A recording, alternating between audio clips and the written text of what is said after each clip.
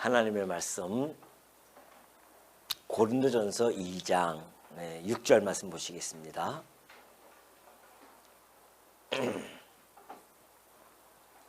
고린도전서 2장 6절입니다.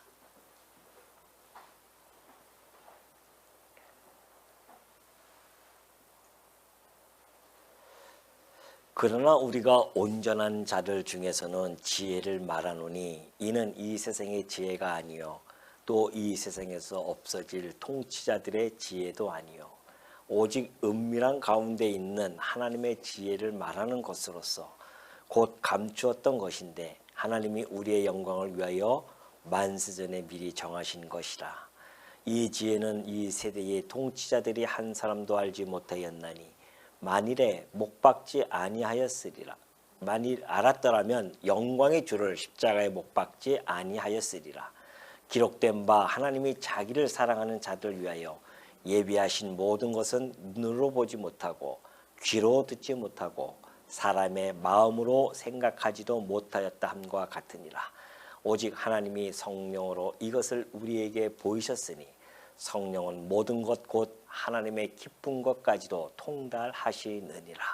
사람의 일을 사람의 속에 있는 영 외에 누가 알리요?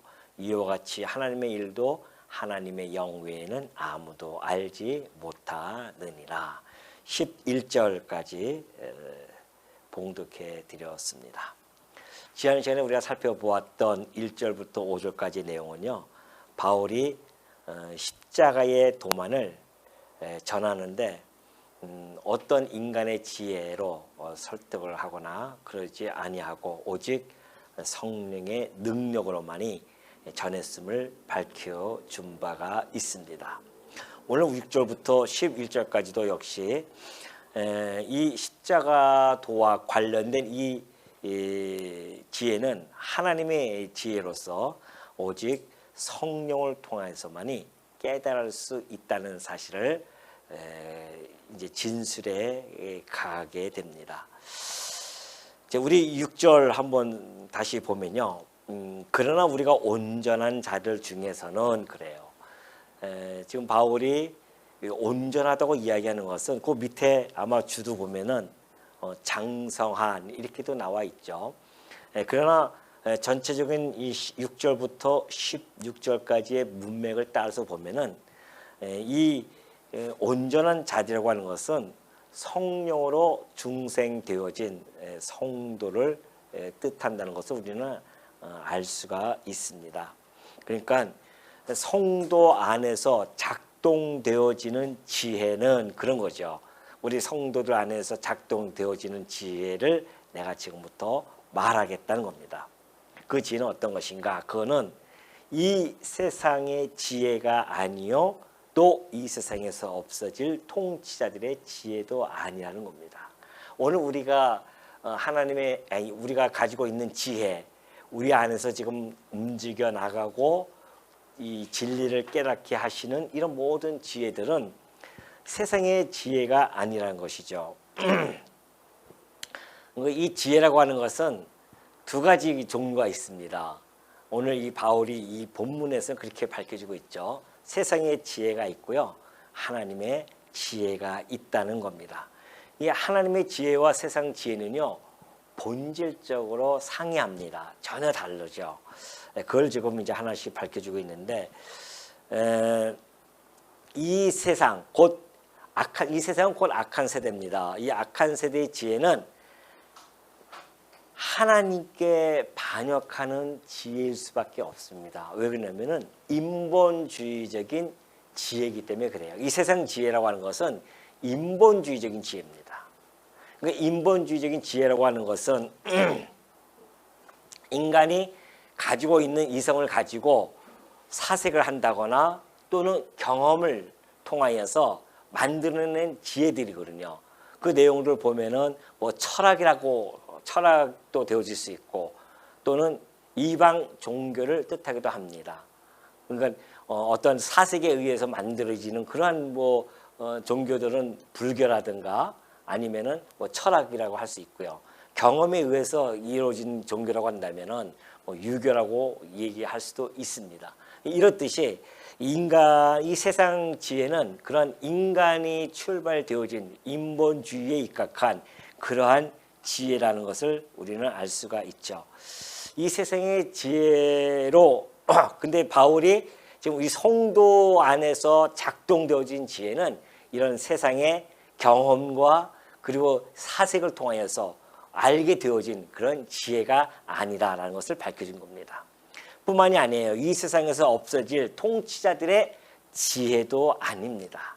이 세상에서 통치자들은 자기네가 1000년 만년 살 것처럼 하지만은 사실은 몇십 년 살다가 그냥 다 끝나지 않습니까? 그럼 없어질 통치자들입니다.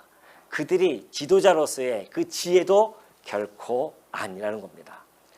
그렇다고 한다면 오늘 우리 성도 안에서 작동되어졌던 그 지혜는 도대체 뭘까요? 그것이 7절에 잘 나타나 있죠. 오직 은밀한 가운데 있는 하나님의 지혜를 말하는 것으로서 곧 감추었던 것인데 하나님이 우리의 영광을 위하여 만세전에 미리 정하신 것이라 그래요. 하나님의 지혜가 있다는 것이죠. 근데 은밀한 가운데 있는 하나님의 지혜입니다. 하나님 우리 안에 있는 지혜는 하나님의 지혜죠. 근데 그 지혜는 은밀한 가운데 있는데 곧 감추어졌던 것이었습니다. 그러니까 인간들은 그것을 발견할 수 없는 것이라는 것이죠. 하나님이 만세 전에 미리 정하신 것이다. 그렇죠. 자, 이 보면은 만세 전에 그러니까 이 땅에 창조되어지기도 전에 그런 뜻 아닙니까? 영원 안에서 영원 전에 또 그렇게도 표현도 되어지죠. 하나님의 비밀이 있어요. 하나님의 비밀이 있었습니다. 우리는 알지를 못하죠. 이 땅에 태어날 수도 없을 뿐더러 태어났다 할지라도 하나님이 가지고 있는 계획, 이 비밀이라고 하는 것은 하나님의 계획이란 말입니다. 하나님의 계획, 하나님의 뜻, 하나님의 작정 이런 거죠. 그러니까 이것이 이제 하나님의 작정 계획이 있는데 이것이 곧 지혜입니다. 지혜. 하나님의 지혜죠. 물론 이 지혜라고 하는 것은 하나님의 계획과 작정되어진 내용입니다. 그 내용이 이제 그 지혜라고 여기서는 표현을 해주고 있죠. 그러니까 이 세상 전에 이 창세 전에 이미 지혜가 선재하고 있었다는 겁니다. 그것을 바울은 잠언서에 있는 말씀을 가지고 아마 그렇게 인용을 한 것 같습니다. 잠언서 8장 12절에 보니까요. 이제 잠언서에서 그 지혜를 의인화시켜서 지금 이렇게 설명해 가고 있는데 나 지혜는 그래요. 나 지혜는 명철로 주소를 삼으며 지식과 근신을 찾아왔나니 여호와께서 그 조화의 시작 곧 태초에 일하시기 전에 나를 가지셨으며 그래요. 태초에 일하시기 전에 이미 하나님께서 이 지혜를 가지고 계셨다 그런 뜻입니다. 만세 전부터 태초부터 땅이 생기기 전부터 내가 세움을 받았다는 겁니다. 그러니까 이걸 하나님의 계획, 작정이 이미 세워졌다는 것이죠. 그러니 우리가 가지고 있는 이 지혜라고 하는 것은 이제 우리가 다 알고 있기 때문에 얘기하면 이게 복음 아니겠습니까? 예수 그리스도를 통하여서 구속해 주실 것에 대한 이러한 계획, 작정 이것이 곧 하나님의 지혜라는 겁니다. 이런 복음은 세상 사람들이 이야기하듯이 이 기독교도 후대 사람들이 만들어낸 고안물이다라고 그렇게 이야기하고 있지 않습니까? 그 이방 종교가 다 인간들이 만들어낸 고안물이거든요. 근데 기독교도 거기에 편승을 시켜요. 그래서 후대에 2000년 전에 예수라고 하는 사람이 이 땅에 와서 만들어진 종교라. 그래서 기독교 아니냐. 그러니까 이것도 후대에 만들어진 그러한 인간의 생각 속에서 만들어진 것들이다. 그렇게 이야기한단 말입니다.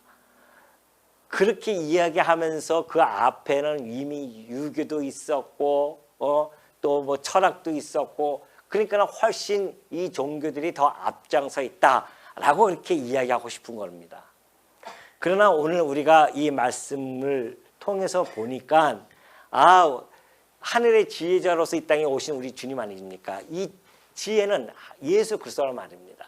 이 예수 그리스도는 이미 이 땅에 오시기도 전에 선지하고 계셨고 그분의 이 복음이 이 땅에서 계획과 작정이 펼쳐진 과정이었기 때문에 후대에 만들어진 그러한 보안물이 결코 아니라는 겁니다.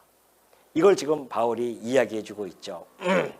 근데 이 십자가, 그리스도의 이 십자가 대속 사건이 인간들이 이해하기에는 인간들이 가지고 있는 사고 방식, 이해를 초월한 그런 신비적인 사건이란 말입니다.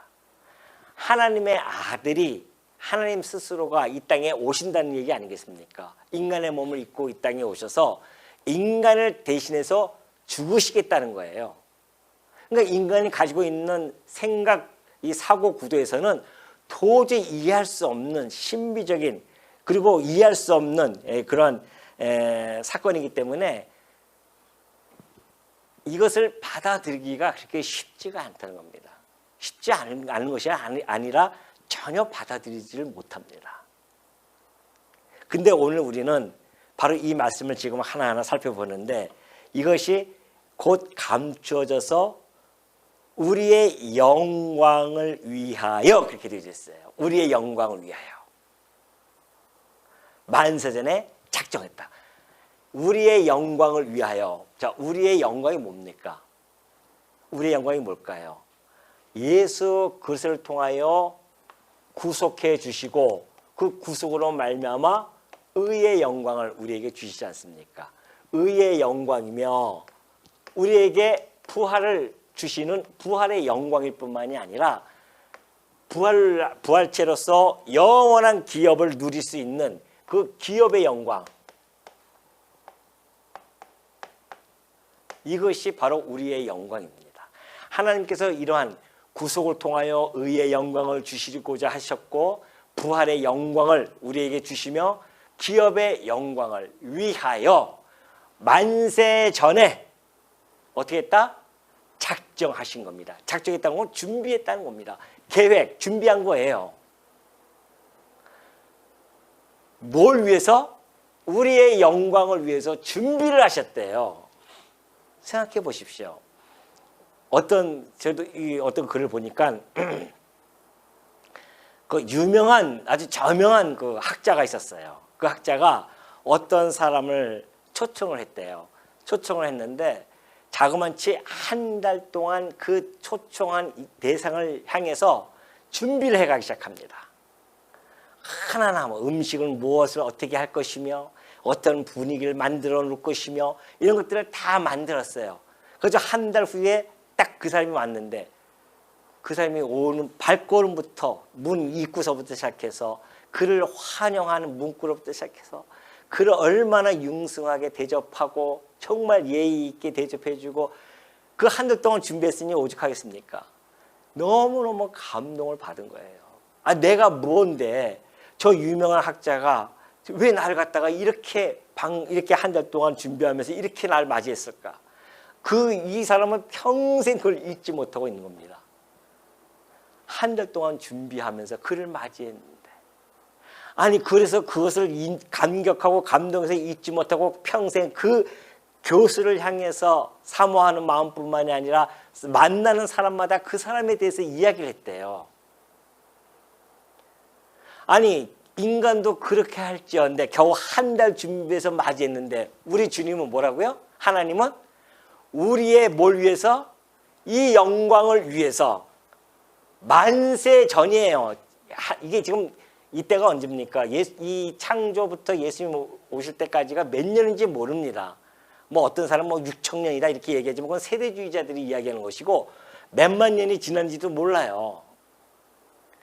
그러니까 만세 전 아닙니까? 만세 전에 하나님께서 우리의 영광을 위하여 준비하셨다는 겁니다. 아니 우리가 뭔데요? 아니 여러분과 제가 뭔데 하나님께서 신께서 당신의 아들을 이 땅에 보내셔서 나 대신 십자가에 죽이셔서 구속해 주시고 우리를 의의 영광, 의롭게 해주실 뿐만이 아니라 부활과 기업의 영광을 주어서 영원토록 왕노릇하게 해주신다? 우리가 뭔데요 도대체? 근데 그걸 계획하셨다는 거 아닙니까? 준비를 그렇게 해주셨대 만세 전부터. 여기 이 하나님이 우리를 대하시는 그 대하심, 성도를 얼마나 귀하게 대하여 주시냐 말이죠. 참으로 귀하게 대해 주시는 그 하나님, 그 하나님의 사랑과 나를 대해 주시는 그 자녀, 나를 자녀 삼아 줄 뿐만이 아니라 나를 향하신 그 하나님의 그 신실하심, 참되심, 여기에 우리가 어떻게 감동하지 않고 감격하지 아니할 수가 있겠습니까? 우리의 자존감은 여기서 생기는 거예요. 세상에서의 자존감은 자식들에게 통하여 자존감을 얻으려고 합니다. 우리 부모 세대들이 막 그런 적 많이 있잖아요. 나는 못 배우고 나는 가진 것이 없었는데 우리 자식만 해도 어떻게든지 공부 잘 시켜서 좋은 대학 가가지고 출세해가지고서는 떵떵거리면은 부모로서 자존감이 생기는 거거든요. 우리 아들이 어린대학 다녀, 우리 아들이 어느 회사 다녀, 이것이 자기의 자존감을 높이거든요. 그런가 하면 자기 남편에 대한, 남편을 통해서 자존감을 얻고자 한단 말입니다.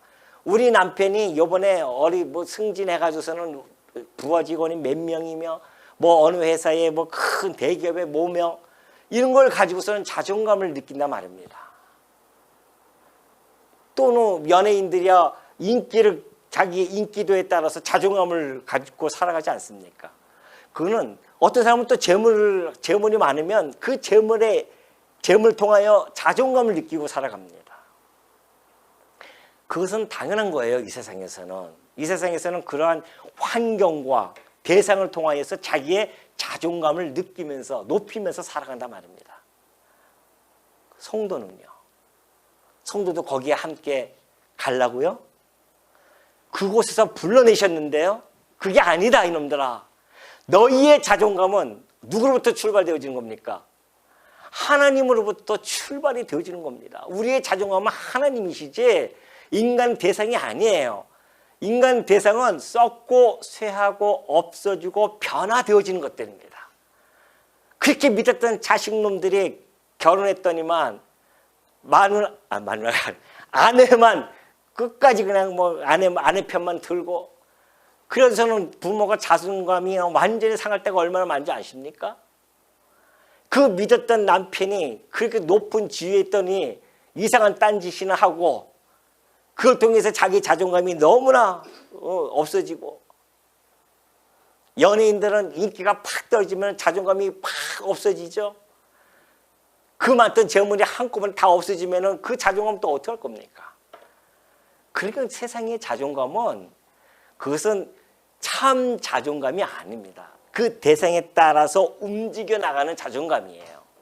그러나 오늘 이 성도들에게 주어지는 자존감은요, 변하지 않는 자존감이란 말입니다. 우리의 구속 안 변해요. 우리의 의의 영광 안 변합니다. 우리의 이 부활의 영광 변하지 않습니다. 우리에게 주어진 이 기업의 영광 절대 변하지 않아요. 이 모든 것을 누가? 우리 주 예수 그리스도로부터, 우리의 하나님 아버지로부터 이걸 다 우리에게 주셨단 말입니다. 이걸 주시기 위해서 그 수많은 세월 동안 계획하시고 작정하시고 수많은 세월 동안 준비하셨다가 마침내 2000년 전 이 땅에 예수님을 보내주셔서 이 일을 행하신 거 아닙니까? 뭘 위해서요? 우리의 영광을 위해서. 도대체 우리가 무엇인데? 그 고귀하신 하나님이, 전능하신 하나님이 뭐가 아쉬워서 그렇게 만세전에 다 준비해 가시나 말이죠. 이것처럼 우리가 자존감이 높은 것이 어리냐 말입니까? 그러니까 이 땅에서 우리가 좀 돈이 없어도 괜찮아요. 방학간 살면 어떻습니까? 그것이 나의 자존감을 흔들 수 있는 것이 아닙니다. 왜? 우리의 자존감은 영원히 변하지 않는 하나님으로부터 오기 때문에 그래요. 하나님이 나를 그렇게 대해주시는데, 이렇게 대해주시는데 누가 욕을 한들, 손가락질을 한들, 비난을 한들, 그것 때문에 내가 흔들리고 자존감이 없어집니까? 그거 아니란 말입니다. 성도의 자존감을 하나님이 얼마나 세워줬는지. 나 이 전능자가 너를 위해서 이렇게 계획을 세우고 작정하고 수많은 세월 동안에 준비해서 너에게 드디어 구속해주고 부활과 기업의 영광을 몽땅 너에게 주었단다. 이런 엄청난 혜택을 받고 하나님으로부터 이러한 참 대우를 받는 우리들, 그런 분들이 성도입니다. 세상에서 이런 대우 받은 적 있어요? 누가 남편한테 이런 대우 받습니까? 조금만 일 못하면 막 그냥 큰 소리나 치고 말이죠. 그러잖아요. 자식들한테 이런 대우 받아요? 결혼시키려면 나무라고 다 떠나는데 결국은 나 혼자 이 세상은 남는구나. 다 그렇게 하고 살아가지 않습니까? 결국은 다 혼자 남는 겁니다. 그런데 다 내 곁을 떠나고 다 변화가 되어지는데 오로지 변하지 아니하는 어제나 오늘이나 내일이나 동일하신 우리 주 예수 그리스도께서 함께하고 계신다는 곳에 우리의 자존감이 거기서 있는 겁니다. 다 떠나도 다 변화돼도 영원히 변치 않은 우리의 참 신랑 그리스도가 있을 것이며 우리의 참 아버지가 당신의 자녀를 향한 그 대우가 얼마나 고귀한지, 우리는 그런 대우와 대접을 받고 살아가는 존재들란 말입니다. 그러니까 내 주변에 있는 것 때문에 자존감 상하고 떨릴 필요가 있다 없다? 없답니다. 얼마나 멋있습니까? 만세전에 미리 정하신 것이라. 그러니 요즘은 뭐 유튜버들이 요즘 시대의 유튜버들은 자존감이 뭔지 아십니까?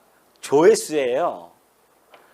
어떤 사람은 뭐 수십만, 어떤 사람은 몇백 이렇게 되면은 거기서 자존감이 생기거든요. 물론 내가 뭐 그렇게 많지 않아서 이런 얘기하는 건 결코 아닙니다. 예? 어떤 목사님은 그냥 뭐 수십만 명 접속되잖아요. 얼마나 훌륭하십니까? 거기서 은혜 받고 하면 얼마나 좋아요, 다. 그러나 또 그런 반면에 나 같은 사람은 또 없어요, 별로. 그럼에도 불구하고 내 자존감이 그러면 깎이느냐? 결코 아닙니다. 이 세상의 숫자 가지고 내 자존감이 흔들리지 않는 겁니다, 우리는.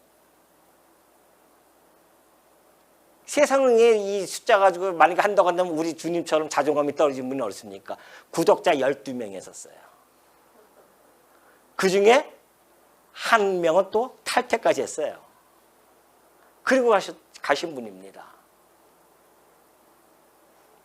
우리의 자존감, 우리가 이 땅에 살아가면서 자긍심을 느낄 수 있는 것은 하나님의 자녀됨, 그분이 나를 대하는 그 모습, 그 귀하게 나를 바라보시는 눈길, 사랑의 손길, 이것 때문에 우리가 이 땅에서 힘내고 살아가는 겁니다. 뭐 돈 있으면 힘내고 살아갈 것 같습니까? 누가 뭐 이렇게 우쭈쭈 해주면은 뭐 아주 힘나고 살아갈 것 같습니까? 다 변할 것들이에요. 그러니 오직 은밀한 가운데 하나님의 지혜를 말하는 것인데, 감춰졌던 것인데 하나님이 우리의 영광을 위하여 그렇게 했다. 그러니까 바울이요 골로새서에서도 이렇게 이야기해 주고 있습니다. 골로새서 1장 20절 보니까 이 비밀은 만세와 만대로부터 감추어졌던 것인데, 이 세대가 만세와 만대가 있는데 감추어졌어요, 그때부터. 근데 이제는 그의 성도들에게 나타났습니다. 이 비밀이, 이 계획이, 이 작정이 2000년 전에 드러난 겁니다. 성도에게 나타났어요. 근데 문제는 아무나 하나님의 이 계획이 다 드러났음에도 불구하고 성도들에게만 나타납니다. 보십시오. 누구라고요? 성도들에게 나타납니다. 아무에게 나타나지 않아요. 이 엄청난 비밀이 오로지 성도들에게만 나타납니다. 그러니 아무나 이거 예수님 믿냐 말이죠. 그러면서 8절에 보면 이 지혜는 이 세대의 통치자들이 한 사람도 알지 못하였나니 만일 알았더라면 영광의 주를 십자가에 못 박지 아니하였으리라. 기록된 바 하나님이 자기를 사랑하는 자들을 위하여 예비하신 모든 것은 눈으로 보지 못하고 귀로 듣지 못하고 사람의 마음으로 생각하지도 못하였다 함과 같으니라. 이 구약에 능통한 이 관원들조차도요, 이 세대의 통치자를, 그때 당시에 이 세대의 통치자, 이 지혜는 그때 당시에 이 세대의 통치자들이죠, 한 사람도 알지 못했습니다. 만약에 그들이 알았다고 한다면 예수님을 십자가에 못 박지 않았죠. 하나님의 아들, 이 계획을 알았다고 한다면, 이 비밀을 알았다고 한다면 그들이 어찌 하나님의 아들을 십자가에 못 박을 수 있겠냐 말이죠. 그러니까 아무도 몰랐어요. 이 땅에 그때 당시에 그 땅의 그 관원들은 한 사람도 하나님의 인간 구원을 위한 그 기쁘신 뜻, 그의 독생자 아들을 이 땅에 보내셔서 인류를 구원하시려고 했던 그 하나님의 심오한 계획, 이런 것들을 전혀 이해하지 못하고 알 수도 없었다는 겁니다. 그때 당시에 관원들은요, 구약에 능통했습니다. 바리새인들이었었고 사두개인들이었었고 또 서기관들이었단 말입니다. 근데 그 시대에 아무도 알지 못했어요. 물론 그때 당시에 관원들이 알지 못하는 것은 이미 1000년 전에 이런 예언의 말씀이 있었기 때문에 그렇습니다. 시편을 통해서 시편 2장 2절에 보면 그러죠. 세상의 군왕들이 나서며 관원들이 서로 꾀하여 여호와와 그의 기름 부음 받은 자를 대적하며, 그렇게 되어져 있어요. 그러니까 이 세상 군왕들뿐만이 아니라 관원들이 서로 꾀해요. 기름 부음 받은 자, 곧 메시아 그리스도를 대적할 것을 이미 1000년 전에, 예수님 오시기 1000년 전에 시편을 통하여 예언한 바가 있습니다. 만약에 예수님을 갖다가 알아보고 죽이지 아니한다고 한다면 어떻게 되겠습니까? 큰일 나죠. 우리의 영광은 다 물거품이 되어집니다. 그분을 잡아 죽여야 할 관원들이 필요했단 말입니다. 그러니까 그들은 이 비밀을 알면 안 돼요. 하나님의 이 계획을, 지혜를 알면 안 된단 말입니다. 그러니까 그들이 성경 구약을 보더라도 깨달아서 보는 것이 아니라 그냥 읽는 것은 글자요, 까만 것은 글자요, 하얀 것은 뭐예요? 종이에요, 그냥. 그러니까 읽는 겁니다. 그러니까 그것이 다행이지. 그것도 만약에 깨달았다고 한다면 예수님을 십자가에서 누가 잡아 죽이냐 말이죠. 그걸 지금 바울이 이야기하는 겁니다. 그 영광의 주를 십자가에 못 박지 아니하였을 것이다. 그러니까 그들은 구절 보면 그러죠. 기록된 바, 이것은 기억해 보면 이사야 64장 4절에 있는 말씀이죠. 이게 기록된 바, 하나님이 자기를 사랑하는 자들을 위하여 예비하신 모든 것은 눈으로 보지 못하고 귀로 듣지 못하고 사람의 마음으로 생각하지도 못했다. 하나님을 사랑하고자 하는 그런 마음을 가진 자들을 위하여 예비하신 이 계획, 이 비밀은 희한하게 그때 당시에 눈으로도 보지 못하고 귀로도 듣지 못하고 사람의 마음으로 생각하지도 못한단 말입니다. 그렇죠. 아니, 하나님이 인간을 위하여 이 땅에 오셔서 하나님이 직접 이 땅에 오실 줄은 꿈에도 생각 못했단 말입니다. 꿈에도 생각 못하죠. 그러니 이 비밀, 하나님이 이 만세전에 감췄던 이 비밀이라고 하는 것은 인간의 어떤 논리적인 추구나 상상을 통하여서는 절대 규명할 수 없을 뿐만 아니라 인간이 전혀 포착할 수 없는 하나님의 계시로만 알 수 있는 것이다 라는 것을 지금 밝혀주고 있는 것이죠. 그것이 이제 10절로 넘어가면서 곧바로 이야기가 전개가 되어집니다. 그러니까 사람들이 그러죠. 예수님 십자가에 죽으실 때에 이것이 도저히 이해할 수 없었기 때문에 네가 하나님의 아들이면 내려와 보아라, 그렇게 이야기합니다. 진들도 얼마나 답답하면 하나님의 아들이라고 하는데, 그러면 진짜 하나님의 아들이면 좀 내려와 봐라, 이 십자가에서 한번 내려와 보라는 것이죠. 그럼 우리 한번 믿겠다는 겁니다. 그만큼 인간들이 이해할 수 없는 일이었습니다. 십자가의 사건은. 인간이 십자가에 죽는 것은 당연하지만 하나님이 십자가에 죽는 것은 그들로서는 도저히 이해할 수가 없었단 말입니다. 이것이 하나님의 지혜였었어요. 그러니까 인간의 지혜와 사람의 지혜는 전혀 다르죠. 10절에 보니까 오직 하나님의 성령으로 이것을 우리에게 보이셨으니 성령은 모든 것 곧 하나님의 깊은 것까지도 통달하시느니라. 사람의 일을 사람의 속에 있는 영 외에 누가 알리요? 이와 같이 하나님의 일도 하나님의 영 외에는 아무도 알지 못하느니라. 하나님의 성령 이것을 우리에게 보이셨어요. 그러니까 우리 인간 내가 가지고 있는 어떤 계획 여러분 모르시잖아요. 내 마음속에 내 영만 알고 있어요. 그것처럼 하나님의 계획, 하나님의 작정은 하나님의 영만이 알 수가 있습니다. 하나님의 영은 곧 성령이신데 성령은 하나님의 계획, 작정 모든 것을 다 통달하고 계시다. 하나님의 심오한 뜻, 하나님의 은혜의 계획들 이런 모든 것들을 다 통달하시고 이해하고 계신 분이십니다.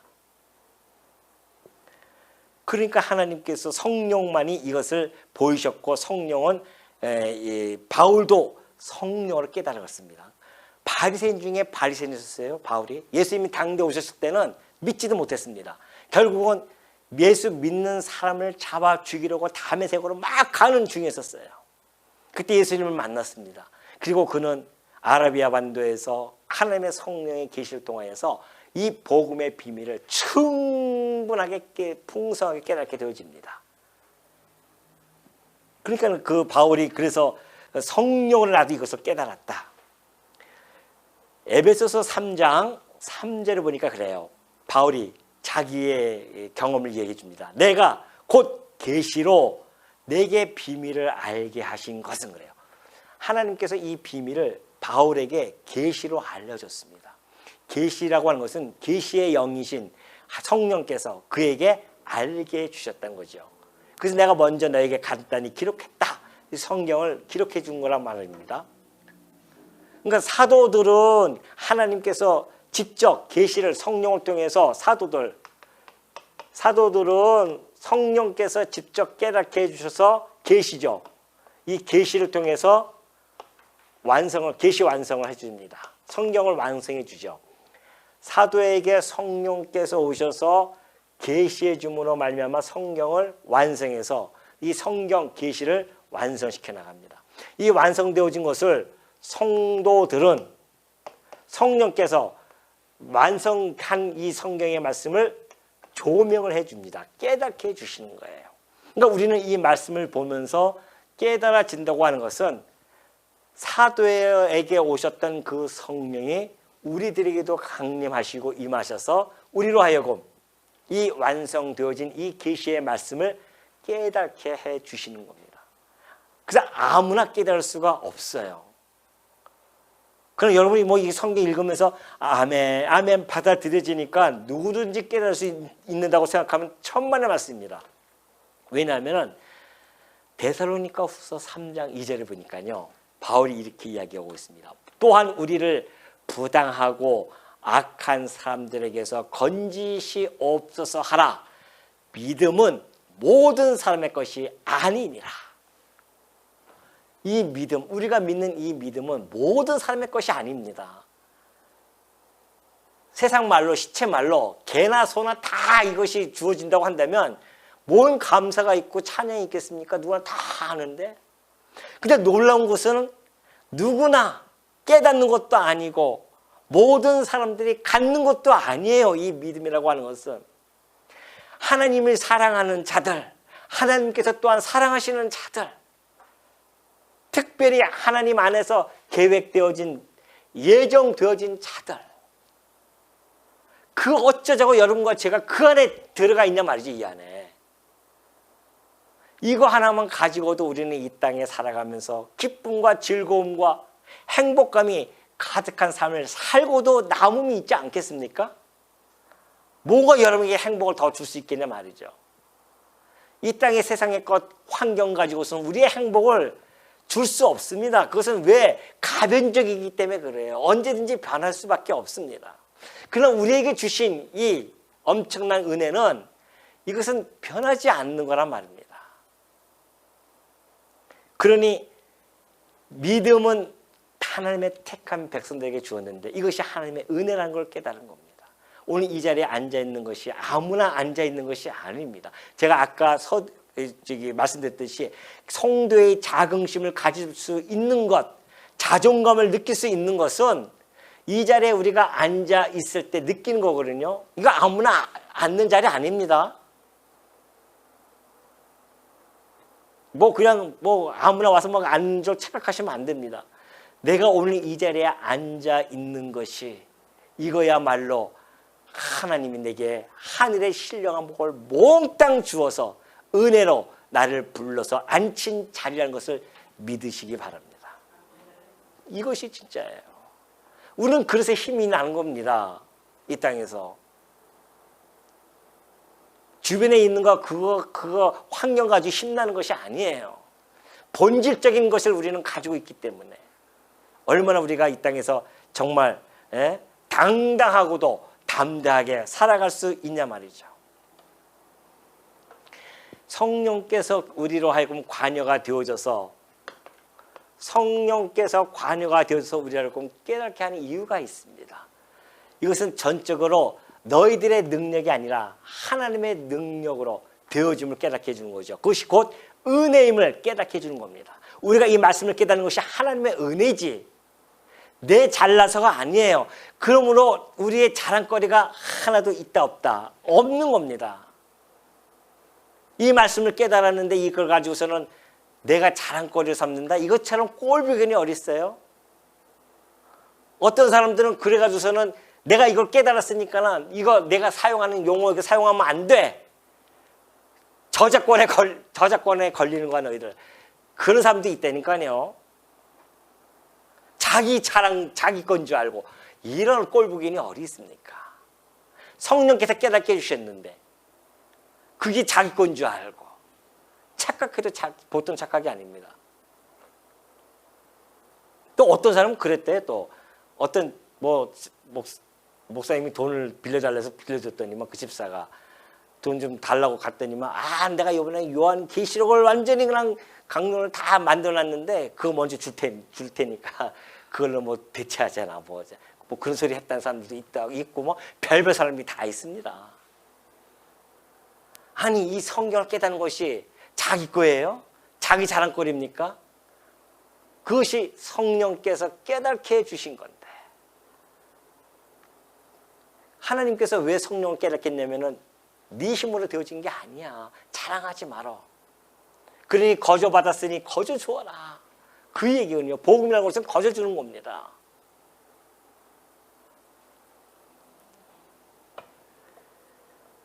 우리의 자랑거리를 결코 허용하지 아니하도록 하나님의 은혜가 아니고서는 깨달을 수 없도록 만든 것입니다.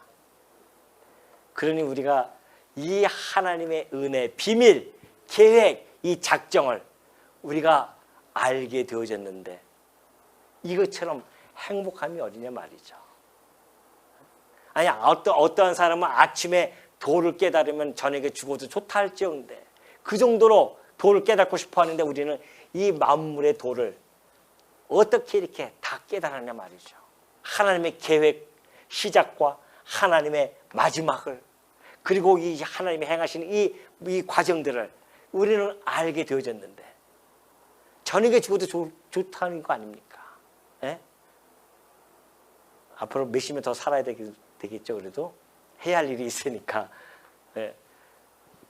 우리들에게 주신 이 축복 하나님 주신 은혜가 얼마나 큰지를 여러분 날마다 상기하시고 정말 하나님의 자녀로서 하나님이 우리를 대하시는 그 대하심을 여러분 마음속에 꼭 간직하시고 절대 혼자서 외로워서 울거나 힘들어서 울지 마시고요.